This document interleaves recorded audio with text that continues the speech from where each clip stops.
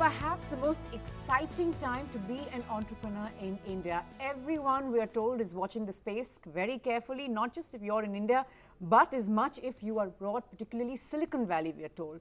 Whether it's entrepreneurs, want to be entrepreneurs, investors, VCs, or just the Aam Aadmi, not a day goes by when a startup or a founder is not making news. Invariably, so far, we're glad to see for all the right reasons. But what about all those cynics who say that what about the valuations? Are they real? What about those who question how long today's big startup stars are going to last? Well, that's what we're looking at. A special panel with me now. Ashok Madravali, Deputy Director, NASSCOM, joining us from Bangalore.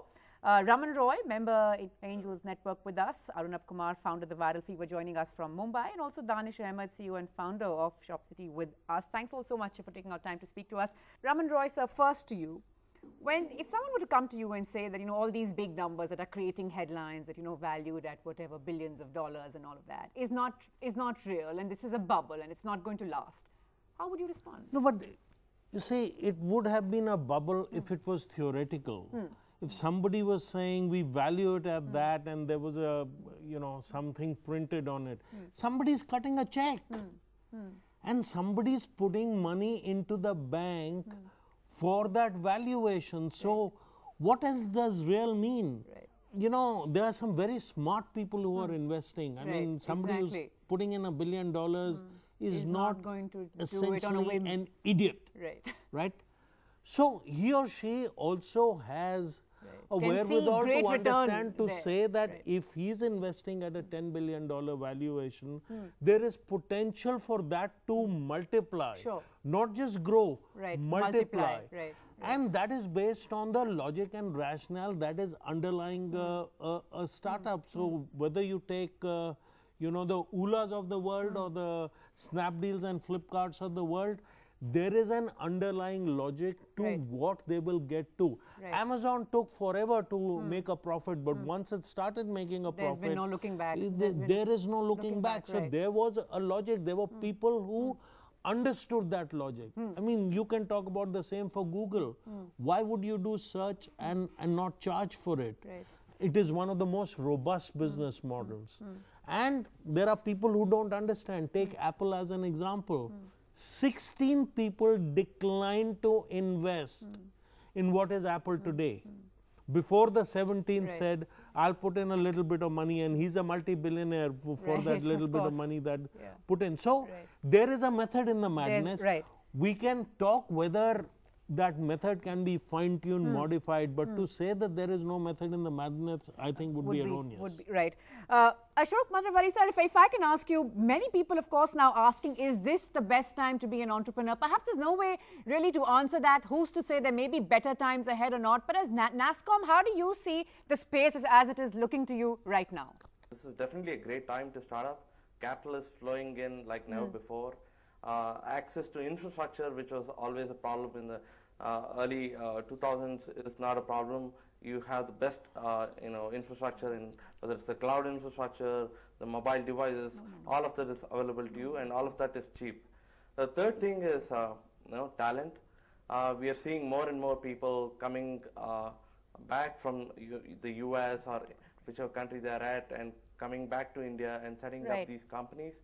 So talent is coming back, and we are also seeing a lot of people coming out of engineering schools, of top engineering colleges, business schools across the country, and all straight away going into the funded startups that are coming up in today's market. Arunab, if I could come to you, an online entertainment network, there are many perhaps when you started out who would have thought, is this really something that will have its takers? You, of course, shown the success that it can have. Tell me, help me get into the mind of an entrepreneur. What was a phase of doubt? Did you have any doubts? Were there people sort of, it always happens, right? There are enough people, there are enough critics, there are enough people questioning you, doubting you, and putting those seeds of doubt in your mind. What was it like for you being in a space that perhaps many hadn't walked down before? See, I think it's a very relevant question for me, because I'll tell you one small simple story. So I was shooting the fourth show under our comedy vertical Cutiapa, and I woke up to shoot that at 6 a.m. in the morning. And the night before, I had a call with a couple of contemporary guys who were working in big agencies and who were earning lakhs, 4 lakh, 5 lakh paycheck.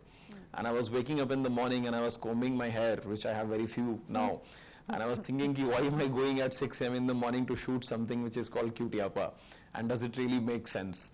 And I remember that particular incident because a cloud of doubt dawned upon me, and I thought, I don't know, whether I'm doing this right or whether I'm not, and whether this is going in the right direction. But still, I got up and went for the shoot primarily because I enjoyed doing it. So if you personally ask me, my thing has always been process orientation. I mean, I have enjoyed doing what I've been doing for the last 5 years, and over the last 3 years or 4 years, we've been able to build something out of that. I don't really count myself as a guy who thought of starting up and who wanted to be an entrepreneur and who, I think for me, the story was very simple, that there is a product which I felt is missing, which is certain kind of content. I thought I could make it and people would like it. And eventually, 3 years later, it became a perfect product market fit, which is a jargon from straight out of the startup world. So I think it was quite organic in my case. But I think, like I always say, that startup is the new guitar and every college student wants one. So I think, that's... Raman, if I could just ask you, I saw you agreeing with a lot of what he said. I think one thing is to believe in yourself even when others may have that doubt. You've sort of worked with, entrepreneurs. You've seen startups up close and personal. How does one identify, or how do you sort of even now figure out that this is perhaps something that sort of holds value or might just be worth it? Is it just instinct? How much of it is instinct? First tell me that. Let me make some controversial statements. Always Entrepreneurs are loony. The belief based on the way we see the world, the way we see what can be made. So in evaluating a startup, you look at the idea, you look at the team, you look at what I call the fire in the belly. I mean, you're right, I meet a lot of startups as a founder member of the Indian Angel Network. It's a core part of our aim to be able to create an ecosystem with these startups. I am so energized after I meet a bunch of them. The confidence, their belief, their thinking that they can change the world. Right.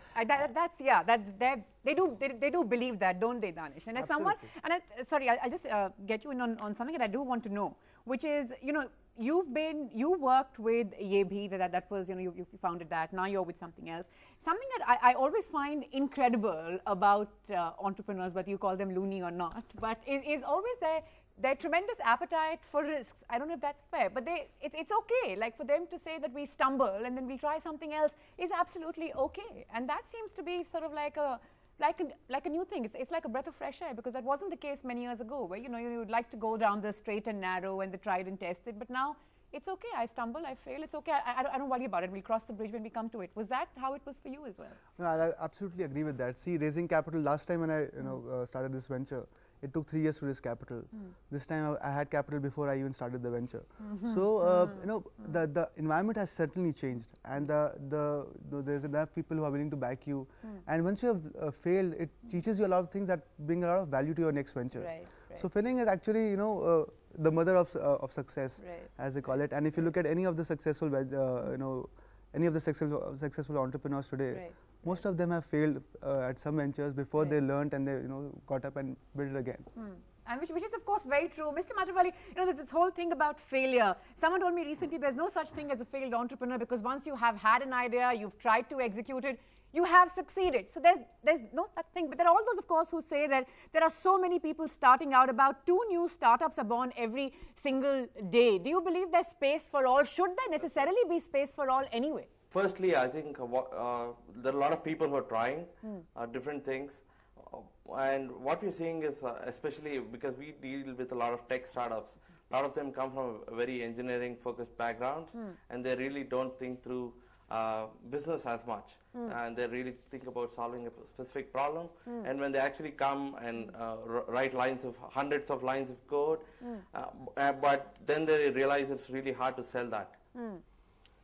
Right. So I think that is something a lot of startups need to focus on, and which is why people fail. But I think increasingly we are seeing more and more people are accepting failure across the ecosystem. It's not so much a societal stigma. In fact, NASSCOM itself has organized a few fail conferences where we celebrate failure. Oh, that's wonderful. And people, entrepreneurs come. That's really wonderful. In fact, Arunabh, I'm sure that you could contribute to that as well, perhaps, you know, a spoof or something. But Arunabh, you know, if I could just ask you very quickly, how much did sort of the fear of failure ride on your mind when waking up at 6 o'clock, not sure why am I doing this, but I do love it? Does it even sort of cross your mind? So I think, you know, failure has been consistent in human civilization and business civilization, so to say. But in the new economy, in the startup world, it is more rapid, it is more vibrant because a lot more failures are happening, because a lot more people are trying. And it's also important to know, and sorry if I may interrupt, it's also important to know that this is a space where, say, failure isn't held against you. It's totally cool, because I've had so many people, top startups, say to me that we would rather go for someone, if we are hiring, rather go for someone who's tried it and perhaps has burnt his fingers than go for someone who's a novice and has this great idea and believes he's going to change the world without realizing the challenges involved. So it's not really, at least in this space, it's not held against you as perhaps in a conventional job. Yeah, I think failure is a very important stepping stone, because if you've gone through that obstacle and you've developed that emotional wisdom, which comes along when failure comes and when you are no longer glamorized for having started up, and then you really, like someone said that out of 10 startups, maybe just 1 succeeds and the 9 fails. But I think that embracing that failure, learning from that, and to be able to start or again, you know, do something, I think that is really very, very glorious. That is what we have begun to celebrate, and that's just first of the important steps that we need to take. Do you sort of, Raman Roy, sort of, do you have to tell people that this is an idea, you know, so someone's sitting on the fence, but you believe the idea is good, and he or she can make a go of it? Would you sort of encourage them, sort of push them to what point to say, no, go try it? What do you have to lose? I would push so hard that I've had spouses of those people come back. I see. And really tell me that I'm misleading his or her spouse. Oh, okay. And I've had the same spouse in a particular venture 3 years later come back with a box of sweets, and she's waiting and she says, "You remember me?" I said, "Yes, I do." She says, "I came to give this." "For what?" She says, "You were right, I was wrong. And look what happened, you changed our lives." But is that won't always be the case, will it? I mean, that's a great example, and I'm sure that that's great vindication for everything that you're talking about. But look, failure is a part. That is what Arnab said, and Ashok said that as NASSCOM, and I have the luxury of sitting on the executive committee there, we are now trying to set up a process of celebrating failure. Right. Yeah, but you know, we talk about successes, but if I talk about the number of times I fell down and the number of bruise marks that I have, a lot of people would burst into tears out of pure sympathy. Right. Because that is par for the course. Not everything you come up with succeeds. Right.